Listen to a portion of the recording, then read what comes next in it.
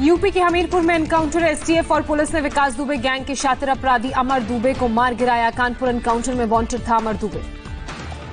Gangster विकास दुबे की तलाश में एसटीएफ ने की फरीदाबाद में गेस्ट हाउस में छापेमारी। गेस्ट हाउस की सीसीटीवी तस्वीर में विकास दुबे से मिलती जुलती तस्वीर कैद। गेस्ट हाउस के मुताबिक शख्स ने अपना नाम बताया था अंकुर। पुलिस के छापे से पहले हुआ फरार। पुलिस ने विकास दुबे के 2 करीबियों को हिरासत में लिया। आज पुलिस वालों की शहादत के बाद कानपुर के चौबेपुर थाने पर गिरी गाज। थाने के सभी 68 पुलिस वालों को किया गया लाइन हाजिर। विकास दुबे को खबर लीक करने का संदेह। गैंगस्टर विकास दुबे के मामले में एसटीएफ के डीआईजी अनंत देव को हटाया गया। शहीद सीओ की चिट्ठी वायरल होने के बाद गिरी गाज। विकास की गिरफ्तारी नहीं होने से सीएम योगी बेहद नाराज। यूपी के बड़े पुलिस अधिकारियों को लगाई फटकार। विकास दुबे की गिरफ्तारी के लिए एसटीएफ के साथ 40 टीमें जुटी। घर से 2 किलो विस्फोटक और कई हथियार बरामद किए गए। तमंचे और देसी बम भी मिले। चौबेपुर थाने के निलंबित इंचार्ज विनय तिवारी के खिलाफ बीजेपी विधायक भगवती प्रसाद सागर ने भी की थी डीजीपी से शिकायत। कार्रवाई करने को कहा था। जुआ खिलवाने का आरोप। कानपुर में सीओ बलहौर के ऑफिस पहुंची आईजी लक्ष्मी सिंह। वायरल चिट्ठी पर सीओ कार्यालय में की पूछताछ। विकास दुबे मुठभेड़ मामले में डिप्टी एसपी से कांस्टेबल तक शक के घेरे में। करीब 200 पुलिस वालों की फोन कॉल्स डिटेल की जांच। नोएडा के सेक्टर 128 और नोएडा एक्सटेंशन में 2 जगह एनकाउंटर। पुलिस ने 2 बदमाशों को गिरफ्तार किया। गुजरात के सौराष्ट्र और कच्छ में अगले 24 घंटे में भारी बारिश की चेतावनी। मौसम विभाग ने अलर्ट जारी किया। 2 दिनों की लगातार बारिश से गुजरात के कई हिस्सों में बाढ़ जैसे हालात। जामनगर में रणजीत सागर डैम में पानी ओवरफ्लो। जामनगर के पास खोटियार मंदिर डूबा। शहर के निचले इलाकों में कॉलोनियों में घुसा पानी। जामनगर में रंगमती नदी उफान पर। अचानक पानी आने से नदी किनारे खड़े दर्जन ट्रक डूबे। गुजरात के द्वारका शहर में लोगों के घरों में घुसा पानी। तेज बारिश और आंधी से द्वारकाधीश मंदिर की पताका झुकी। गुजरात के राजकोट में तेज बारिश ने कहर ढाया। नदी के तेज बहाव में बहे कई जानवर। मुंबई में आज से बारिश में आएगी कमी। मौसम विभाग ने दी जानकारी। मंगलवार को बारिश से जनजीवन हुआ प्रभावित। पाकिस्तान ने फिर किया सीजफायर का उल्लंघन। पुंछ के बालाकोट और मेंढर सेक्टर में रात 2 बजे की फायरिंग। एलएसी पर डिसएंगेजमेंट प्रोसेस जारी। हॉट स्प्रिंग और गोगरा इलाके से टेंट उखाड़कर वापस लौटती दिखी चीनी सेना। भारत की शर्तों के आगे झुका चीन। एलएसी के दोनों तरफ 1.5 किलोमीटर तक न पेट्रोलिंग होगी न ही जवानों की तैनाती।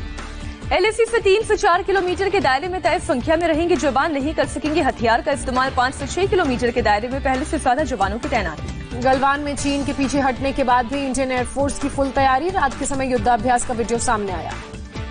लेह के नजदीक फॉरवर्ड बेस पर सेना की पूरी तैयारी। एयरफोर्स ने फिर उतारा सुखोई 30 और मिग 29।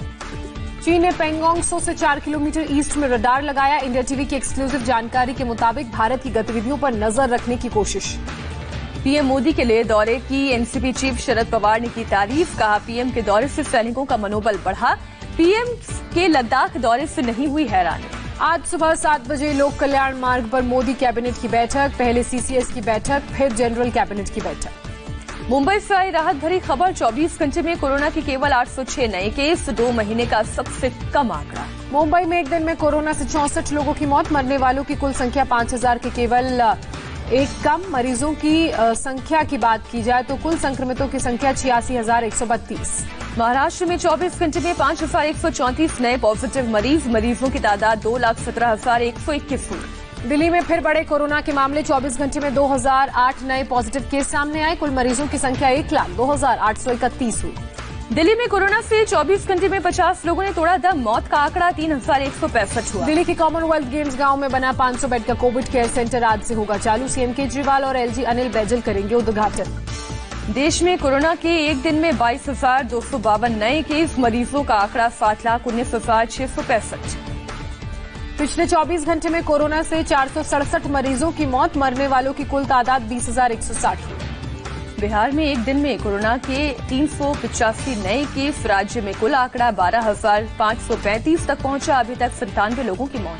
गुजरात में कोरोना में भारी तेजी। एक दिन में रिकॉर्ड 778 पॉजिटिव केस सामने आए। अब तक 37,636 लोग संक्रमित पाए गए।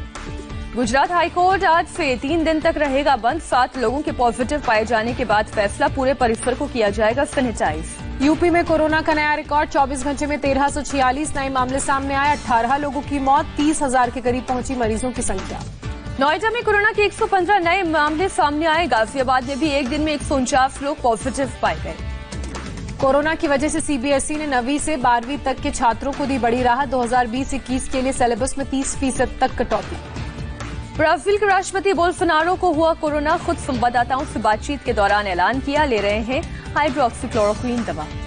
ब्राजील में एक दिन में फिर 42,000 से ज्यादा कोरोना पॉजिटिव केस सामने आए। 1,185 लोगों की मौत हुई।